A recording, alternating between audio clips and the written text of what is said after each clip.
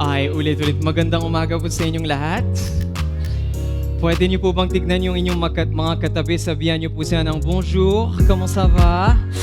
Yan, kasing ganda ka ng araw. Can I ask everyone to please stand up at this time? Sige po, let's all stand up. Tapos let's all go around po. Let's greet one another po. A blessed Sunday. Lahat ng mga nasa right, punta po tayo sa left. Lahat ng mga nasa left po, punta po tayo sa right. Tapos let's high five 3 people on the way. Yan, ay.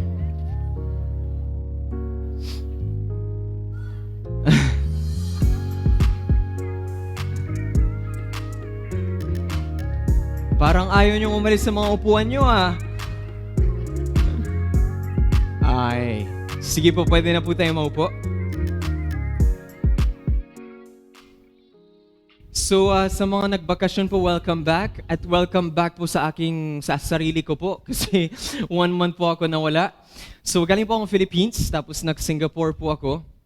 So we had a walkabout po in Singapore. Pinuntahan po namin ng bansa po because you see, tayo po bilang mga Pilipino, as Filipinos, there's one thing that we must grasp po. Tayo po kasi we've been living life para po tayong hamster po na tumatagbo po sa wheel. To the point na we've been beating ourselves up, beating our bodies up po into getting a better life, getting a better home, getting a better future for our kids. But yet sa ending nun, parang hindi po tayo fulfilled, hindi po tayo masaya. So that's why tayo po dito po sa Bread po, we've been doing walkabouts, lalo na pong tapos na po ang pandemic. So we went to Singapore po and we visited Singapore because Singapore is a country kung saan nagsimula po ang Singapore sa wala. Singapore has no natural resources. Singapore po has been one of the port po kung saan talagang walang-wala kumpara po sa ating bansang Pilipinas. And out of nothing po, there was a man by the name of Lee Kuan Yew that became the first Prime Minister of Singapore that decided that this must change. Now we are here not just to live and survive, but somehow we're here to flourish. That's why today it's a special Sunday because we will dedicate po ang anak po ni Mark at si Hansel, which is si Hannah po. And when we had counseling po, syempre I asked si Hansel po kung ano yung kanta or what is that one song that would define her journey sa pagbuntis po niya kay Hannah, and she said that song. That's why I allowed her to sing because syempre si Hansel po is one of our worship leaders, and it's so special for a mother to be able to sing at the dedication of her own daughter.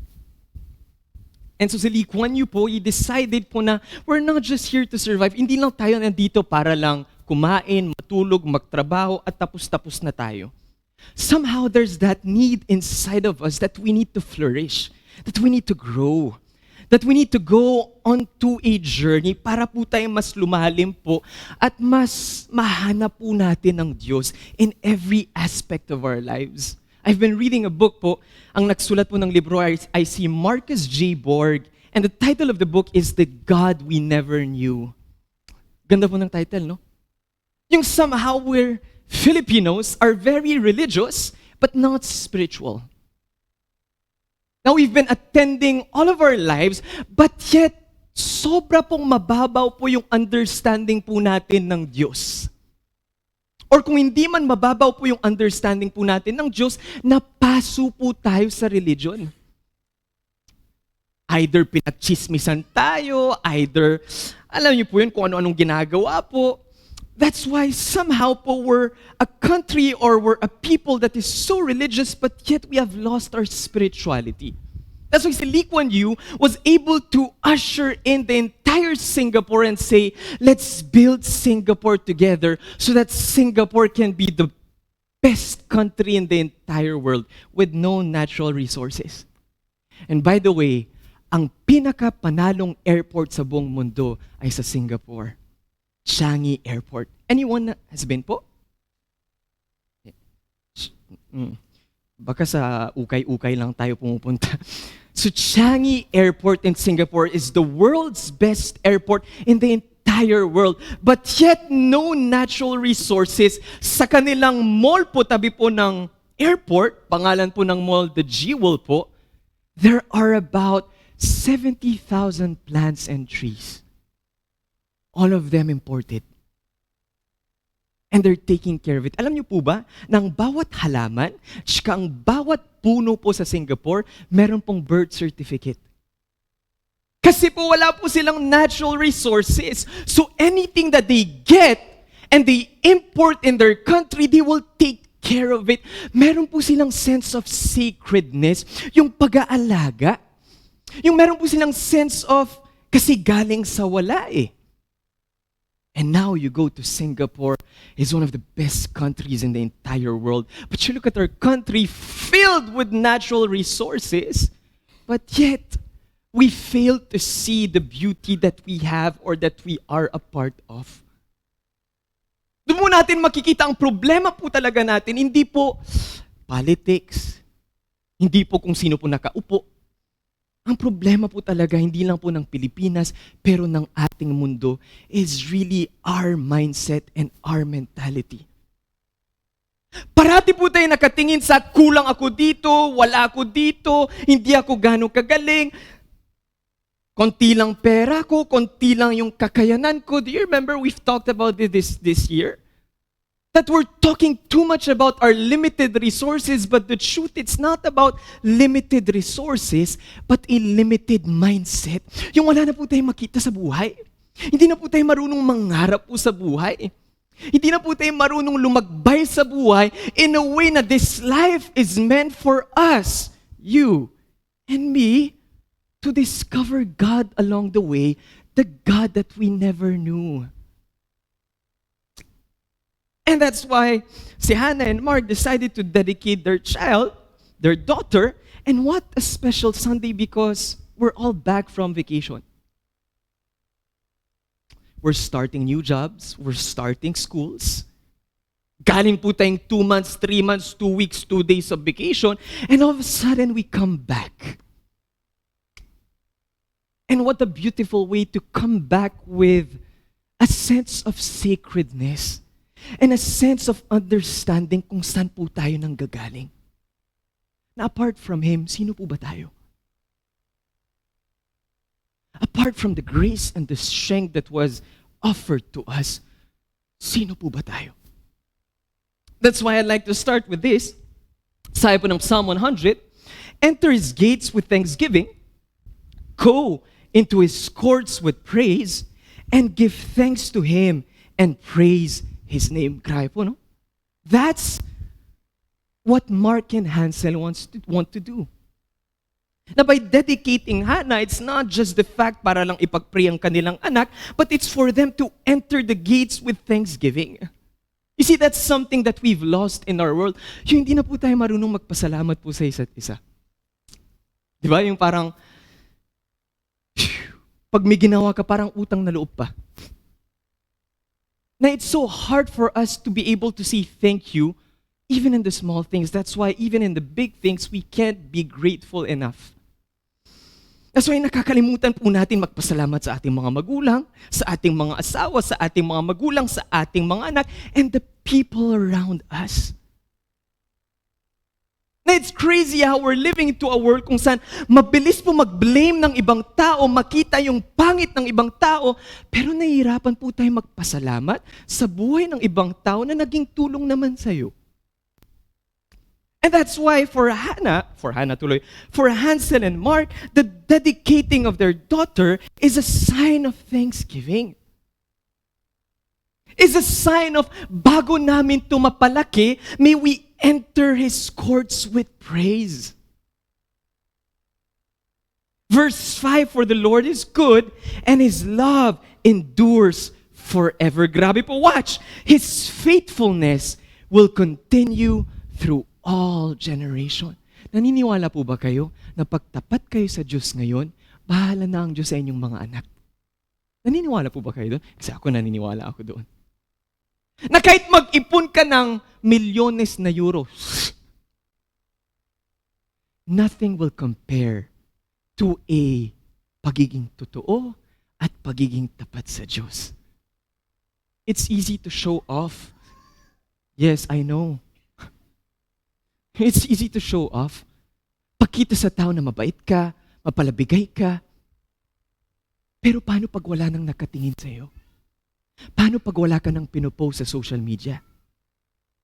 Paano pag hindi ka na naka-live sa Facebook? I know. Gets kita. So paano? That's something that we must understand. Ang sikreto po ng buhay, maging tapat ka lang, maging totoo ka lang, huwag kang mangloko ng ibang tao, you're good. Bahala na ang Diyos sa iyong mga anak.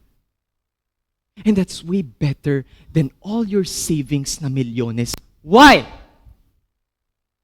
Because kung ano man yung milyones na sinisave mo, na akala mo makakapag-secure ng future ng anak mo, yan na ang wealth na makakapag-destroy sa future ng anak mo. That's why this is what Psalm 100 verse 5 says. When we enter His gates with thanksgiving, when we give thanks to Him and praise His name, not because may mga nakatingin, pero because it's very personal, then His faithfulness will continue through all generations. Tanong, tignan mo yung katabi mo, sabi mo sa kanya, bawal magsinungaling. Sige po, yan. Kung sino man magsisinungaling, may impyerno po today. Tanong po, sino po dito born between 1960 and 1970? Taas kamay. 1, 2, sige po, taas kamay. 1960, 1970, born between 1960. Ay, wag po kayo maya. Sige po, taas kamay. Ay, tanong, next ng tanong, yung mga nagtaas ng kamay. Ilan taon po kayo when you had your first encounter po sa isang telebisyon? Yung mga born between 1960 to 1970. Alam na, wala na yung mga 1960 to 1970. Ilan taon po kayo when you had your first encounter with a screen or a TV? Yes, 9 years old. 9 years old, grabe, no? Okay. Yung mga nawala ng 1960, 1970. Tita Evelyn,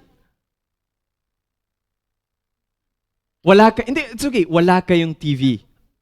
So, kung maalala nyo po, when was your first encounter with a screen? Sa tingin nyo lang, kahapon lang? 12 years old. Yung mga nagtaas ng kamay, yung mga 7 years old.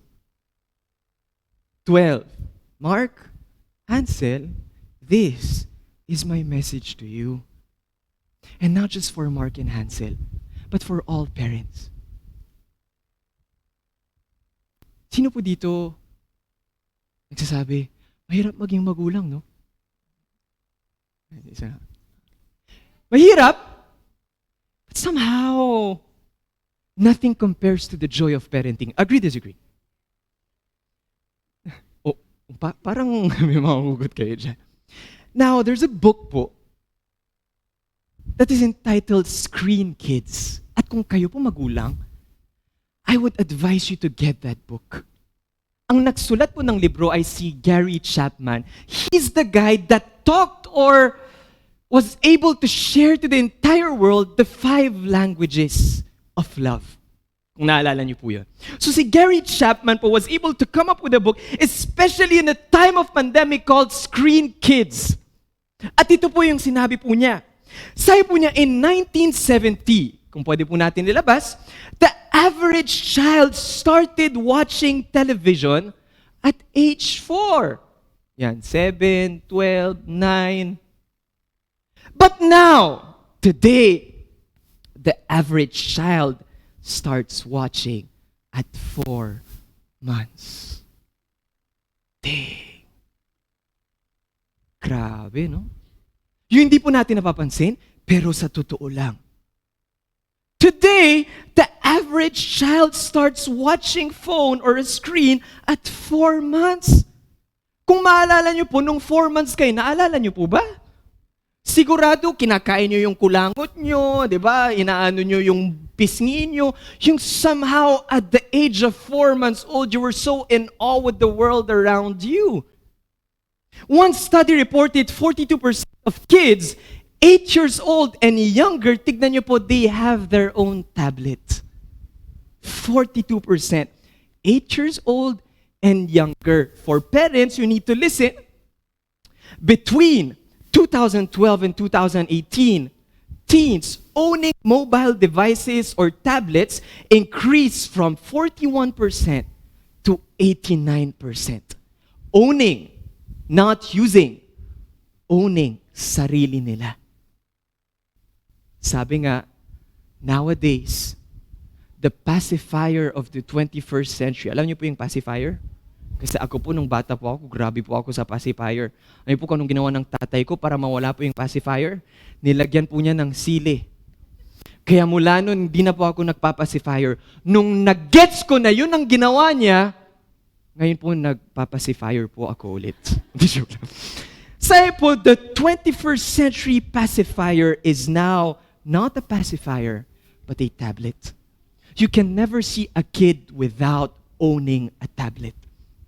Sabi po, teens using social media several times a day increased from 34% to 70%. So not just the tablet, but social media. Ano po yung ating mga social media? Sige nga po, tignan ko nga po kung matanda kayo o bata.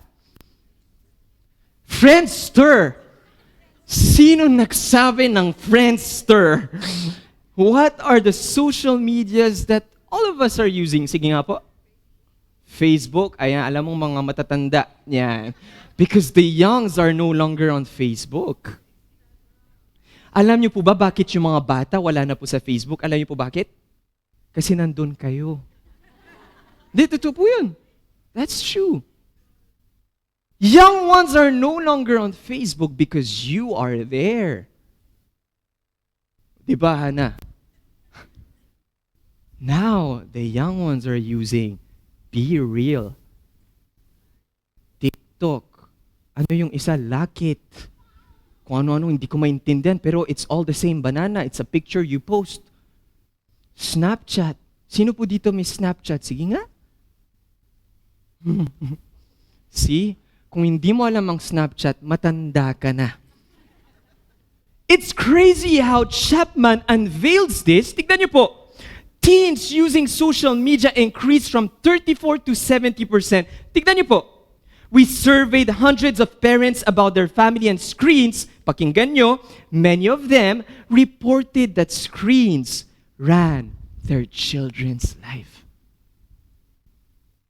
Yet, they also reported they were not worried. Hindi po ba tayo parang nagbabahala or worried na yung ating mga bata, the one that is controlling or parenting our kids, are no longer us, but screens? And many parents say, hindi po sila worried. Tignan niyo po, bibigyan ko po kayo ng mga reasons. Sino po parents? Taas kamay, the parents?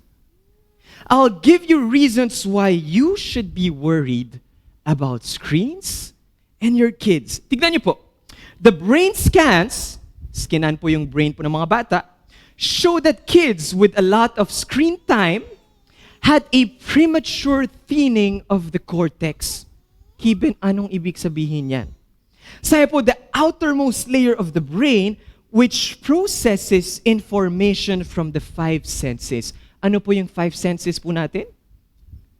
Patay ka. Touch. Magsalita naman kayo. Touch, smell, taste,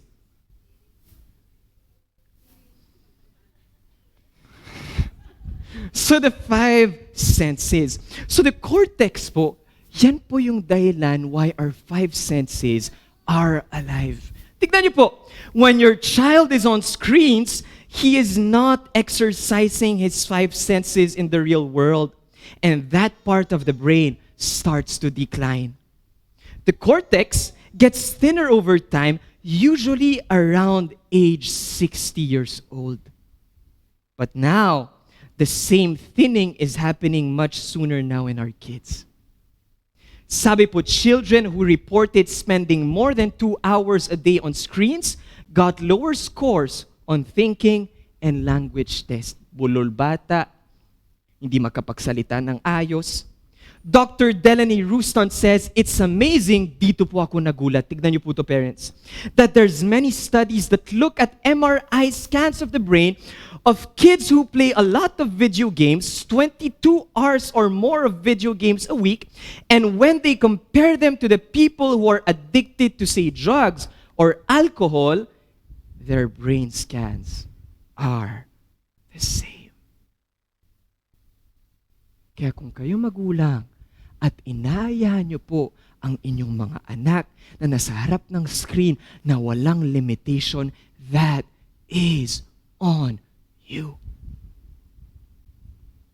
It's so instant for parents to just give a tablet para tumigil umiyak ang bata. Ay po kung saan po ako natuwa, sa anak po ni Coach Notes. I've been to Holland, kasama ko yung bata, wala pa pong 2 years old si Rebecca. I was with her the entire day. Car, restaurant, shopping, whatsoever. She did not even hold a tablet or a screen. Never cried, never shouted, never screamed. Diba? It's so rare to find kids like that nowadays. Anong problema pag tayo pumapasok ng plane? Oh, well, for me, pinapag-pray ko na sana walang bata sa plane. Why? Because in the plane, for 10 hours, with a baby that keeps on crying, my gosh, kahit ang cute mo, I want to kill you. And it's crazy how parents have no control now over their kids. Don't you agree? My brother, kapatid ko, nagtatrabaho po sa isang shoe store. Ayaw ko pong sabihin kasi hindi po tayo sponsored. So nagtatrabaho po sa isang shoe store. So trabaho po siya. And then meron pong mag-ina.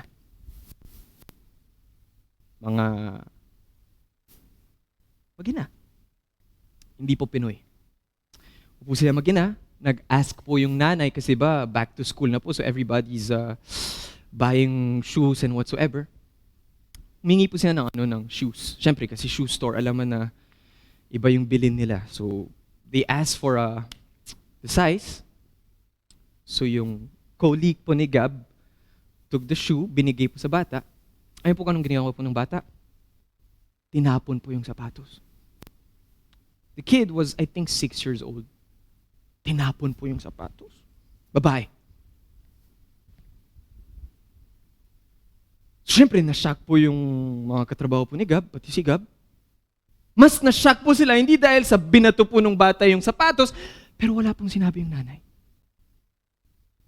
Hindi po pinulot ng nanay, at hindi po siya nag-sorry, but rather, tinignan niya yung katrabaho ng kapatid ko, at tinignan niya yung sapatos, like saying, why don't you pick it up? Nagalit yung, hindi naman nagalit, na concern, went to the parent and said, didn't you see that your daughter just threw a shoe? Yung nanay was shocked, siguro because it was the first time that it was pointed to her na, hey, don't you see na may problema yung anak mo? Ayaw po anong ginawa ng nanay, wala po siyang sinabi. Tumalikod yung katrabaho ni Gab, biglang tumayo at umalis po ng store. Nahiya. So if you do that, what are you passing on to your kid? So you just escape? You just flee? When I was 4 years old, itong kamay ko makati. Everything that I see, I get. I was 4 years old. Si Athena, ilang taon na? 2? Well, let's say si Athena yun. Hindi ko alam kung nasa nanay ko, but siguro, sino pang 4 sa atin dito sa mga bata natin? Meron? Si Zach, ilang taon na? Magti-3. So, 4 years old. Punta po kami ng Franprix po ng parents ko po. Wala pa po si Gab kasi I was 4. And then, I don't know if you remember, but siguro yung mga ka-age ko, alam yung mga Smarties na bottle? You know what Smarties are? Yung mga chocolate. So, noon po, nung bata po ako, may malaking bottle po. Tapos, on top po, there's always sort of toy. Di ko po alam kung makano po yan at that time. But I remember, so nag-grocery po yung parents ko, nakita ko yung toy, kasi si Mickey Mouse po yun at that time. Sabi ko, wow, it's Mickey Mouse. So kinuha ko po yung toy. Habang yung parents ko po nakatalikod. Tapos nilagay ko po sa bulsa ko po. Ha? Ano sa'yo, Kev? Sinigay ko po sa bulsa ko po. Yan, para, kasi baka gawin ni Hannah. Nilagay ko po sa bulsa ko po, grocery parents ko, nagbayad na po, umalis na po kami ng Franprix, naglakad po. I remember it was the Franprix sa Port-Maillot. Naglakad po kami until, alam niyo po yung church sa Port de Champéry? Until there, malayo na po yun. And then I remembered I had the toy in my hand. And sobrang tuwang-tuwa po ako, tiningnan ko pong tatay ko, sabi ko, Papa, regarde! Sabi ko, grabe, tuwang-tuwa po ako kasi sabi ko, grabe, tira mo kung anong nahanap ko sa Franprix. Sa isip-isip ko, this is freaking free. Biglang pagkakita ng tatay ko, saan mo nakuha yan? Sabi ko, well, I don't remember, but kasi kinuwento lang sa akin. Sabi ko, doon. Ibu ko anong ginawa ng tatay ko? Kinuha niya yung tenga ko. Bumalik po kami sa Franprix. Pinuntahan po namin yung cashier at sabi niya sa akin, harap ka sa cashier. Ipakita mo kung ano yung kinuha mo. So syempre ako, kinakabahan, kasi tenga pa, kaya ganito po yung tenga ko. Talagang pagkaharap ko, pinakita ko yung toy. And then sabi ng tatay ko, what do you say? So sinabi ko na ninakaw ko, etc., etc. And then sabi ng tatay ko sa cashier, please, ma'am, sir, punish him. Siyempre dahil angel face po ako nung 4 years old. Sabi ng cashier, oh, c'est pas grave. Dapat problem. What my dad did, kahit hindi po namin nakuha yung Smarties, bought the thing. And on our way back home, he said, I hope this is something that you will never forget. You never take something that you've never worked hard for. You only get the things that you work hard for. How many parents still parent their kids that way? And then we blame God. Bakit pamilya ko ganito? Bakit hindi ko maramdaman ng goodness ng Diyos? Bakit hindi ko maramdaman ng faithfulness ng Diyos? Because Psalm 100, we must enter His courts with praise and thanksgiving. And so Gary Chapman said this, screen time actually is very much like drug. In fact, it's like a stimulant not unlike caffeine or nicotine or even cocaine. So it raises arousal levels, it changes brain chemistry, binabago po yung chemistry po ng brain po natin. Hindi lang po ng mga bata. Every time that we're on screen, no matter how long it is, it changes the chemistry of our brain. So, pakinggan niyo po ako. If that is the effect on the chemistry of the brain, how much more the effect and the impact on the soul and the hearts of our kids? So I'm not here to talk about the brain of our kids, because it will be affected. Pero if that affects big time the brain of us, aren't we worried about the soul of us? Aren't we worried about the soul of our kids and the soul of humanity? Alam niyo po ba, wala lang po tayong time? Because bala ko lang po i-dedicate ng 10 minutes tapos magme-mensahe na po ako pero tuloy-tuloy na po ako. But you know, what's now an epidemic po? Post-pandemic? It's not COVID. It's not even depression. It's now a new era of burnout. People are burnt out. That's why maraming nagbakasyon this year, 2023. Kahit walang pira, gagawa ng paraan para makalayas dito sa kadiliman at walang kakwentang-kwentang bansang to. Para hindi ko makita si Madam tsaka si Monsieur, mga katrabaho ko, mga teachers ko. Did you know that 2023 is the year of revenge of many people? All of them, every one of us just traveled outside of our country. Why? Gusto ko po sanang sumigaw pero may mga bata. Why? Not because we have money. Most of us, we know where we got our money. But because there's a new epidemic, a new era of burnout. Burnout, it means an excessive exhaustion. At pakinggan niyo po, and a negative feeling towards work and towards life. Yung hindi na po tayo kontento sa ating buhay. Yung hindi na po tayo kontento sa ating trabaho. Yung hindi na po tayo kontento sa ating pamilya. Pag uwi ng bahay, parang gusto mo magpakamatay. That's why all of us went into holidays and vacation because we're trying to escape the fact that we're all burned out. Mindy's Latin said this, burnout is not because you work too much. Ito po yung new definition of burnout. Burnout, not because you work too much, pakinggan niyo po, but because you have too less meaning in your life. Wala nang dahilan. No more reason. Wala na yung raison d'être natin. Wala na yung ikigai natin.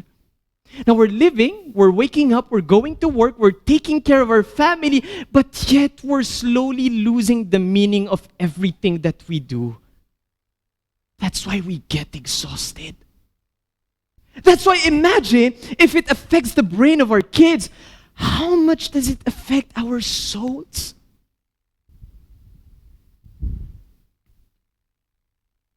Tignan niyo po, ang screen media used by age, tignan niyo po, under 2 years old, 42 minutes of screen. 2 to 4 years old, 2 hours and 39 minutes. Hindi po ba kayo na parang, 42 minutes? Ano po ba kung anong pwede niyong magawa in 42 minutes? 5 to 8 years old, 2 hours and 56 minutes. Ang tanong, how many hours do your children ages 4 to 17? Sino po may mga anak ages 4 to 17? Taas kamay. How many hours do your children ages 4 to 17 spend using an electronic device on a typical weekday? 77% reported 0 to 5 hours. 12% reported 6 to 11 hours. And there's an 11% reported 11 plus hours. 11 plus hours, that's a working day.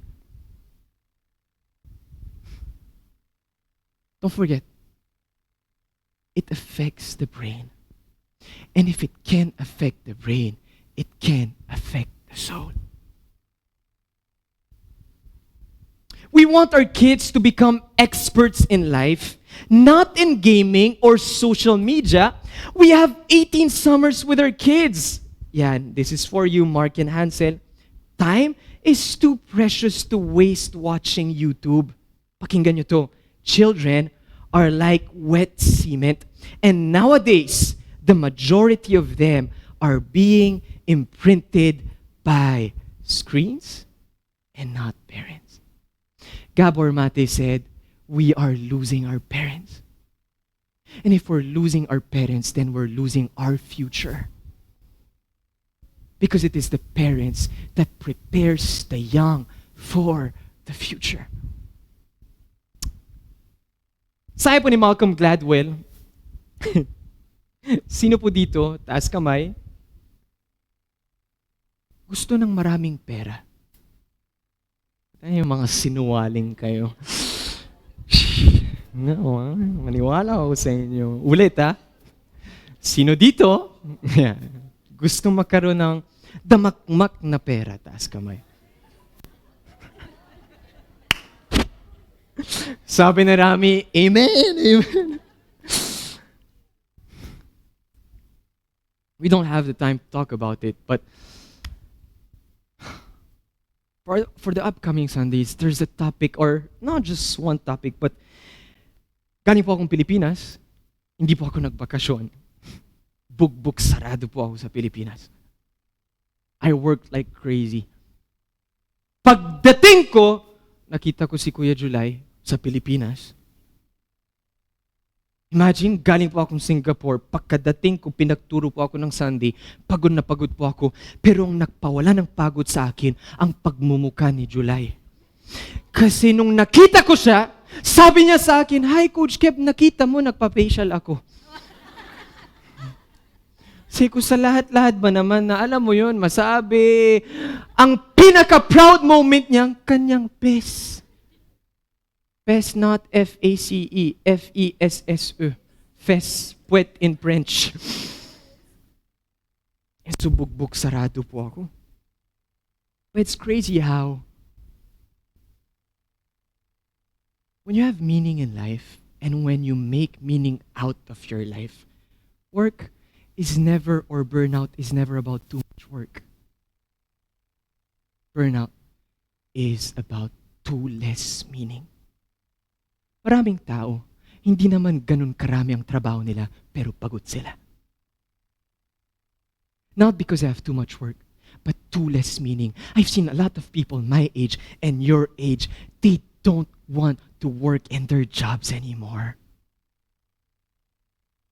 90% of the places I go po dito po sa Europe, grabe yung mga taong namimit ko, parating nakasimangot. Cashier, simangot.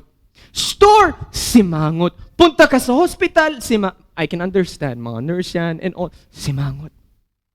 My friends at the CrossFit box, they say, "Oh, did you resign too from work?" Because I will resign too from work. Tanong ko, "So what will you do?" "I don't know, but I hate my work." But, wait lang, sandali lang. Hindi pa yung pinag-aralan mo for like 6-7 years? Yeah, so, I don't like it. I'm bored. I'm tired. It's exhausting. Ano po bang hindi nakakapagod sa buhay? Can you tell me? Hello? Pwede ko po bang ulitin? Ano po ba yung isang bagay sa buhay na hindi po nakakapagod? See? Halos lahat ng aspeto ng buhay natin nakakapagod. But it's not about the too much work. It's about the meaning in the too much work. It's about the meaning in the storms of our lives. It's about finding meaning in our hardship, in our pain, and making something out of it. Bugbog sarado po ako sa Pilipinas, pero hindi ko po mapigilan para mangarap para sa atin at bitbitin ang dapat bitbitin para sa atin. I promise you, these coming Sundays, di po kayo handa sa mga topics na inhanda ko po sa inyo. Things that we must hear to equip ourselves. Why? For us to be able to find meaning and to find God, the God that we never knew. That's why I hope that it's never about too much work. We have lost our meaning. We're losing the meaning of our lives, of everything that we are doing.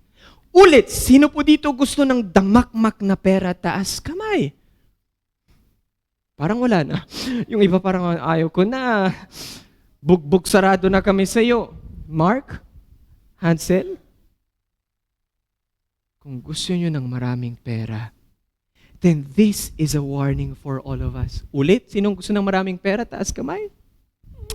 Amen. Sige, sana bigyan mo siya ng damakmak na pera. Tignan niyo po. Malcolm Gladwell says this. How do you teach?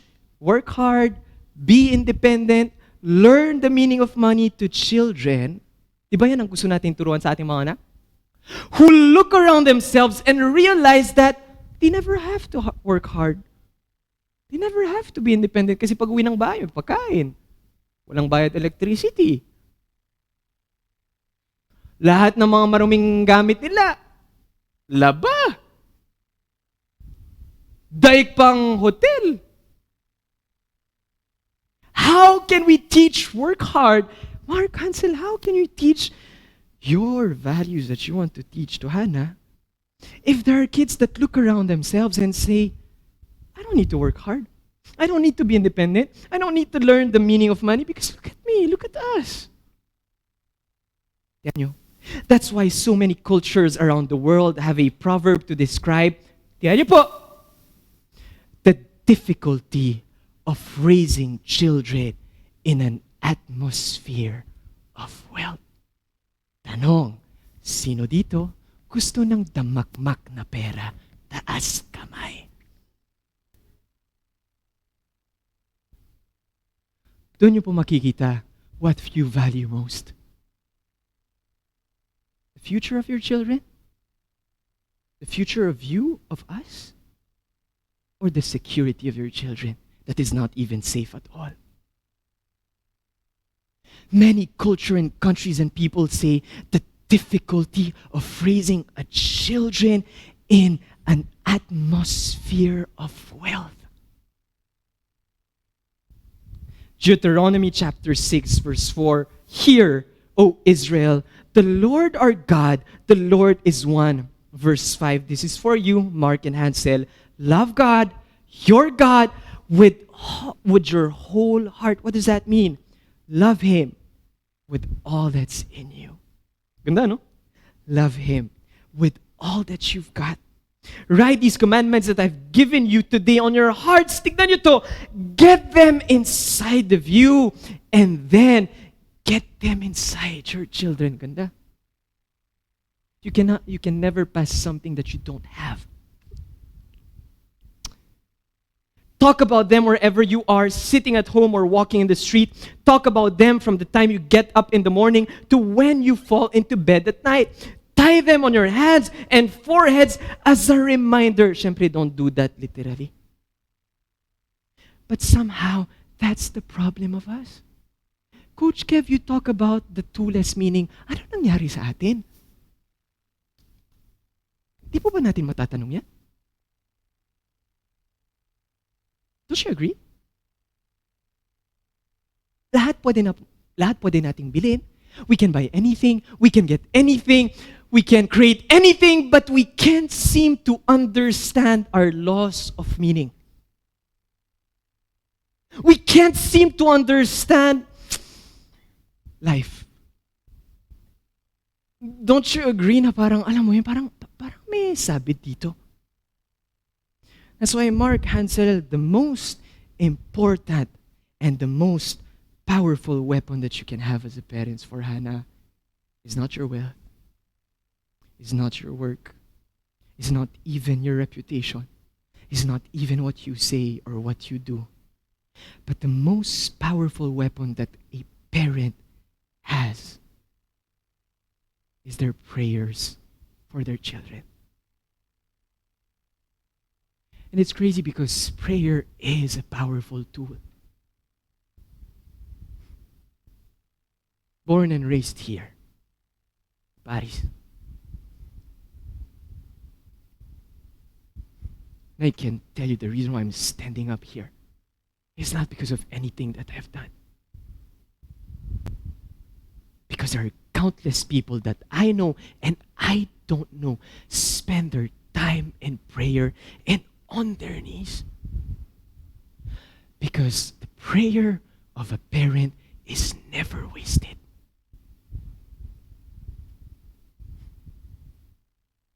That's why there's nothing more powerful, Hansel, than the true prayer of a mother.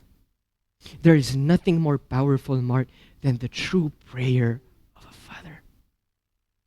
Kahit gawin mo na lahat, kahit sino ka man, there will come a time, Mark Hansel, hindi nyo alam kung anong gagawin nyo kay Hannah.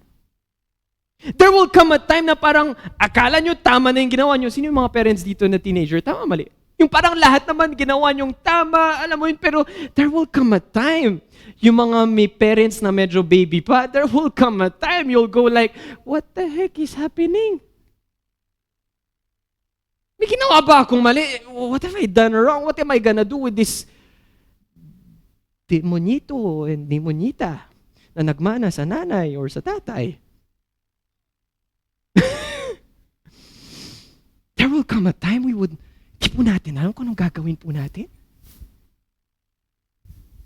And is that bad? Yeah, and for you, Mark and Ansel, no. Because that will be a moment where your faith will be tested. That the real weapon and power of a parent is not their fame, is not their fortune, but their faith. Khalil Gibran said this para sa inyo mag-asawa, and for you kisses, kasi 16 ka na, no? Sabi po ni Khalil Gibran, your children are not your children. They are the sons and daughters of life's longing for itself. Ang ganda. Sabi po, they come through you, but not from you. And though they are with you, yet they belong not to you. Hindi ba parang buhay din natin? You may give them your love, but not your thoughts. For they have their own thoughts. You may house their bodies, but not their souls. For their souls, ito na, dwell in the house of tomorrow, which you cannot visit, not even in your dreams. Grabe, no? Ayun po ako po, sobrang saludo po ako sa lahat ng mga parents. I'm not yet a parent, but I've studied parenting. I've seen parenting. And it's not an easy task. Yes, it requires a lot of hard work and self-giving and sacrifice. But more than that, faith. More than that, an utter reliance and dependence on God. Why? Because they don't belong to us. They come from us, but they don't belong to us. They belong to the house of tomorrow. Tuman lang yan sa'yo para ihanda mo sila sa kinabukasan. That's a hard task. That's a heavy responsibility. You may strive to be like them, but seek not to make them like you. For life goes not backward, nor tarries with yesterday. Ito na, Mark, Hansel, watch this. You are the bows from which your children as living arrows are sent forth. Ano yung arrow sa Tagalog? Pana. Pahana. Si Hana parang pana. That are sent forth, the archer sees the mark upon the path of the infinite. This is what God will do to you, Mark Hansel. He will bend you with his might so that his arrows may go swift and far. If you want Hannah to go swift and far, then bending will be required, which is only a parent will be willing to do. Tama mali? For the sake of their children. Let your bending in the archer's hand be for gladness, for even as he loves that arrows that flies, kahit mahal ng Diyos ang inyong anak, He loves also the bow that is stable. As you dedicate Hannah, you must also dedicate yourself into a spirit that is steady and stable in the faithfulness of God. Now, the only thing that can steady you and stabilize you is not safety of the outer world, but on which you stand on the goodness and the faithfulness of God. Yung kinanta niyo po kanina, but all my life you've been faithful. Whether matagal ka ng Christian o hindi, first time o hindi, you've come to a point na, you've come into a point na parang you realize na I would not be here if there was not a divine force or powerful force that's watching over us and guiding us every step of the way. The God we never knew. That's why, for you, Mark and Hansel, and for the village, may you understand these 4 things. As we dedicate, or as you dedicate, it is a statement of faith, not an event. You don't know, but si Mark and Hansel, tonight, di ba, meron po tayong kayo pala, merong kainan, di ba? Mark and Hansel wanted to do the entire ceremony there. But I told them, but why do you want to dedicate Hannah? Because many Filipinos nowadays, when they think of dedication, it's just a party. No, it's not. Anak mo yan. Pamilya mo yan. It's not a party. It's a milestone in which you say, this is our statement. So I told them, why don't you do the ceremony at church in front of the village in which people come and will have their entire attention sa kanyang goodness and faithfulness. As you dedicate, it is a statement of faith that God is the author of your life, and without God, our life and the lives of our children will become meaningless. As we dedicate, it is to acknowledge that all that we have belongs to Him. Yan yung sinabi mo, Hansel, na matagal ko itong hiningi sa Diyos. Yung grabe yung hiningi mo sa Diyos, pero ibabalik mo din. That we can boast for nothing, and that without Him, we are nothing. As you dedicate, it is also your way of showing the Lord that you put Him above all else. Now, this ceremony is not a party.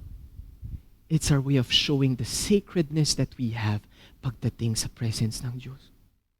And you see, that's what we've lost. Sacredness. We've forgotten that everything that we possess and we own, don't attach yourself with it, but appreciate, and everything of those is sacred. Alagaan, bigyan ng panahon, mahalin, to take care of it. Every relationship, ang relasyon mo sa asawa mo, sa magulang mo, sa anak mo, all of those are sacred. The way that you wake up in the morning, that is sacred. That's why ang tanong, pag ikaw nagising, anong hawak mo? We have forgotten to wake up with sacredness. That's why depressed ka. That's why burnout ka. Because whenever you wake up, the first thing that you hold is your phone. The first light that comes into your eye, it's an artificial light, not even sunlight. And again, that affects your brain. If the first light that enlightens your eyes when you wake up is artificial light, 80% insomnia ka. Di ka makakatulog. Because artificial light messes up our melatonin. What is melatonin? Ewan ko sa inyo, i-research nyo. Melatonin, it's that chemical that our bodies produce so that we can sleep. Our bodies have the capacity to make us sleep without gamot. But the reason why hindi ka makatulog, the first light that comes into your eye is artificial light. When you wake up, open the windows. Ano yung kanta ni Nat? You remember that song, Unwritten? Open up the dirty window and let the light illuminate. You have to look outside kahit madilim. Ang importante, ang ilaw ng labas. Hindi ba yun yung creation ng Diyos? Doon niyo po mapapansin, paano niyo po alam na wala na po ang sacredness sa inyo? How do you wake up? How do you wake up? As we dedicate, it is also saying that we are limited in power and wisdom. Mark and Hansel, you cannot raise this child alone. The nurturing of Hannah is your combined responsibility. Ikaw, Mark, tapos ikaw, Hansel. And of course, with the ninong and ninang that you chose for Hannah to have. Of course, with the village that you chose to surround Hannah with. And those are the choices of the parents, not our kids. On Hannah, di ko alam kung nakapin sa kanya. Pinned? It's okay, it's okay. Yan. Patingin. See. On Hannah, this is pinned a rosebud. It's a rose, but not into complete fruition. That's why it is pinned on Hannah. Why? Because she's just beginning to develop. May she, because of your faithfulness, not because of your kagalingan nyo, gloriously flower for the glory of God because of your faithfulness. On you, Mark, pinned a red carnation. Sige, tayo ka nga, ipakita mo sa kanila para yan. Mag-model ka nga ng bulaklak. Yan, sige. On Mark, pinned a red carnation. Sige, pwede ka nang sumayaw. For the red carnation symbolizes you, Mark the Father. Why? Because it stands for strength, stands for courage, and there must be a willingness on your part to place the welfare of your family far ahead of your own. Na-counseling po kami. Ayun po, what's the first thing that Mark told me? Sabi ko sa kanya, what's your prayer for your family? Ayun po kanong sagot niya. Sagot ng isang ama. There's just one thing that I'm asking from God. His protection over my family.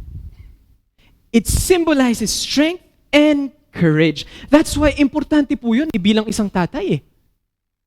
That's why, dun po ako saludo kay Rami. Tayo ka nga, Rami. Sige, tayo ka.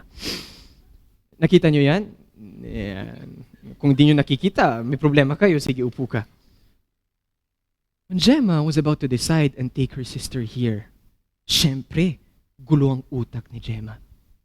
Gusto akong kausapin, pero ayaw akong kausapin. Yan ang asawang lalaki. Sabi niya sa asawa niya, ano ka ba? Halika. Kinuha niya sa tenga. Halika. Ito, kausapin mo na si Coach Kev. Strength and courage. When the kids, Mark, and your wife is confused in life and doesn't know how to move and act, you're the one that will stand for strength and courage and say, this is what we must do. This is how we must face. Don't you agree, fathers, not very talkative and showy and emotional? But they have the ability to say, this is the last say. It stands for strength and courage, willingness on your part to place the welfare far ahead of your own. Your manner of life, Mark, should draw Hannah into the path of faith. Not because satsat ka ng satsat sa kanya. Pero habang pinapanood ka, she doesn't need to go to church or listen to preachings for her to understand that I must find my own path of faith because of you. On you, Hansel, pinned, sige nga, tayo ka nga. Ayan. Sinasabi ko sa inyo, imomodel ko silang lahat. Pinned a white carnation. Sige, pwede ka nang mag-push up. Hindi siya. The white carnation speaks of purity. You, as a mother and as a wife, are to maintain an open, gentle, and loving relationship with Mark, kisses, and now Hannah. For your love, your concerns, your teachings, and your prayers will be a major factor in your family. Why is this dedication special? Not because of Mark and Hansel, but because it is a dedication for such a time as this. Why? Dito po ako magtatapos. Sabi po ni Marcus J. Borg, watch. One of the most important claims of this book is that God, don't you agree? Is all around us. Alam natin yan. The sacred is not somewhere else, especially distant from us, but rather we live in God. Di ba yan pong pinapag-usapan po natin for the past months? But yet, if God is all around us, why is the reality of God not more apparent to us? Di ba? Yung alam naman natin, pero parang layo-layo natin sa Diyos. Yung alam naman natin, pero hindi natin maramdaman ang kabuuan ng Diyos sa ating mga buhay. Grabe, no? But yet, we're living in the 21st century into the rise of, anyone? No? Patay kang bata. AI. Anong ibig sabihin ng AI? Ay siya. artificial intelligence with the rise of ChatGPT and whatsoever. Imagine we're now living in the 21st century. Kahit anong tanungin mo kay AI or ChatGPT, masasagot niya. But why is it, even with the rise of AI can't seem to answer that question? Why is it the reality of God is not more apparent to us? Yan hindi po masagot ng AI. Yan hindi po ma-clarify ng AI for us. Why? Because AI cannot make the choice for us. AI cannot go onto a journey for us. AI is not living. AI does not need God. So why is it? Nabawas po yung meaning ng ating buhay. Because, sabi ni Borg, dito po ako magtatapos, we have been estranged and separated from that which we all belong. Yung nawala po tayo, na-separate po tayo sa isang lugar kung saan we belong in. Ayaw po kung ano po yun? That place is called paradise. We have been estranged and we have been separated to which we belong, which is paradise. Kibin, ano yung paradise? Yan ba yung pagmatay ka? Paradise ka? Langit ka? Do you know what's the meaning of paradise? Anyone? Patay kang bata, sus ko po. Parang ako yung nagbakasyon, kayo hindi nagbakasyon. Lahat kayong mga nakadrugs. Ako pa yung mas excited sa inyo, ako hindi po ako nagbakasyon. You know what paradise means? Paradise is not a place. Paradise means in constant union with the divine. Paradise, it means continually living in the presence of God. That's why we're losing our meaning. Because we have been separated from paradise. Now, beginning of the year, introduce ko po ang pagtapos ng 2023. Do you remember we talked about depression and anxiety? Now, why is it depression and anxiety are rising? Sabi ni John Harry sa kanyang librong Lost Connections, it's because we're losing our connections. Di na po tayo marunong makipagsama sa ibang tao.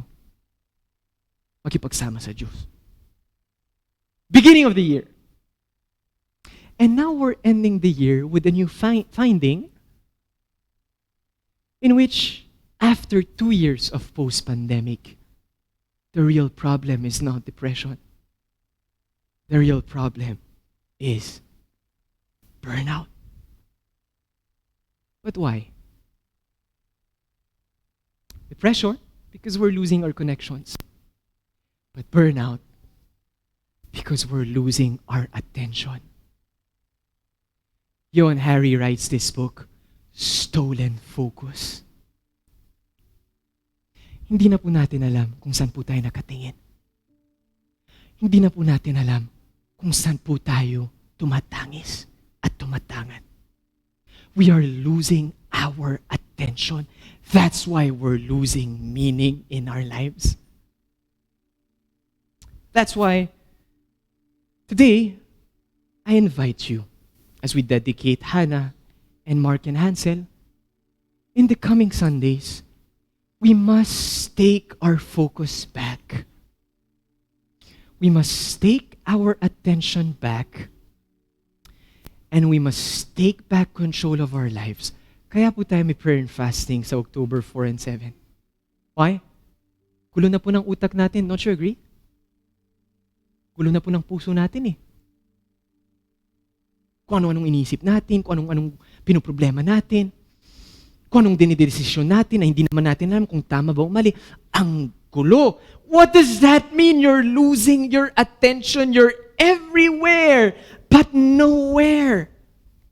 And that's exhausting. Hindi mo na alam kung paano ka tatayo bilang nanay. Hindi mo na alam kung paano ka tatayo bilang tatay. Hindi mo na alam kung paano ka tatayo bilang tao. Tapos may problema dito, problema dyan, to the point na you don't know kung saan mo ilalagay ang buong sarili mo, ang buong attention mo, and you're taken or you're pulled away from everywhere. Psst, dito, kailangan mo mag-focus dito kasi may nangyari dito. After mangyari yun, ay by the way, dito rin. Tak. Kasakit si ganito. Narush sa hospital si ganito. Yung anak mo na aksidente. Yung bangko mo, wala ka ng pera, chong. Yung pinangutangan mo, sinisingil ka na. We're just being pulled from left and right. That's why we're burned out. Because we don't know, with everything that's pulling us out from left and right, we don't know where to put our attention to. That's why we're exhausted. That's why we don't love our jobs anymore. We're losing our attention. That's why I'm inviting for the coming Sundays. Let's take our attention back. That's why may prayer and fasting. A 3-day, kahit hindi bakasyon. But hindi ba parang Moraya, we need to do sacrifices in order to encounter God? Wala man ng trabaho ko o hindi, kailangan ko makipagtagpo sa Diyos. I need to take my attention back. That's why the coming Sundays, that's what we will talk about.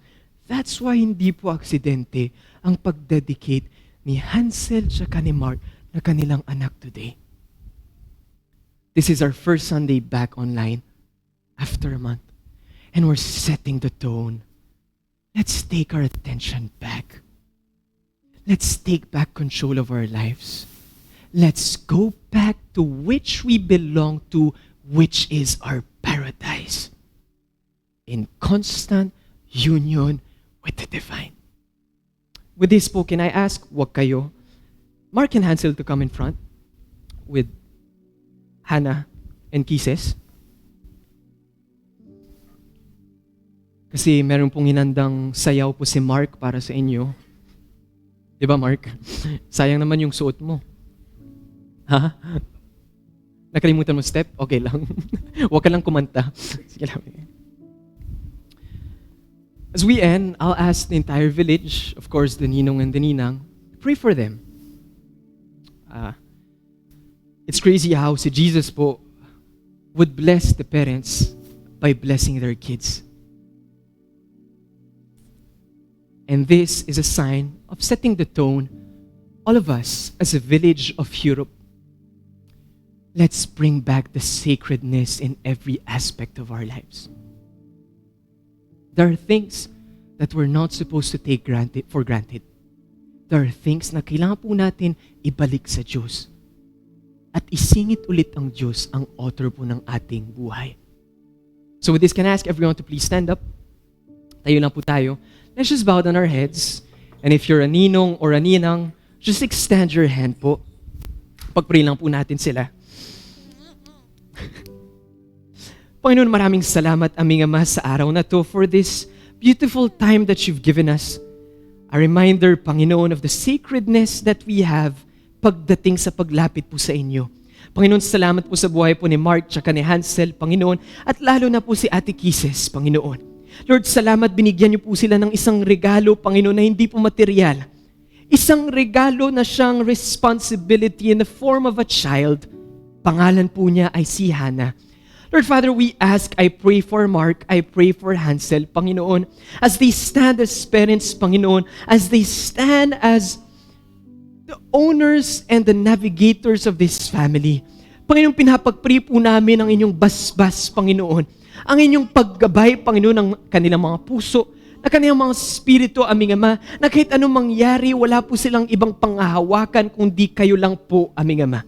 Lord, salamat po sa batang to, si Hannah, aming Ama, na siyang, Lord, pinahiram niyo po kay Mark tsaka kay Hansel, Panginoon. Lord, hindi po aksidente that she was born for such a time as this, in this place, in this time, and with the parents as Hansel and Mark, and with a sister with kisses. Lord, I pray for this family, Panginoon, gamitin niyo po sila para po sa inyong gawain, aming Ama.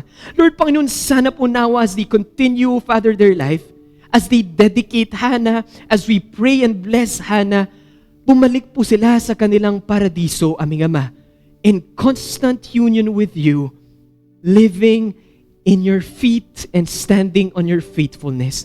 Hindi po magiging madali ang pagpalaki nila po kay Hannah, but be with Ate Kisses as well, aming Ama.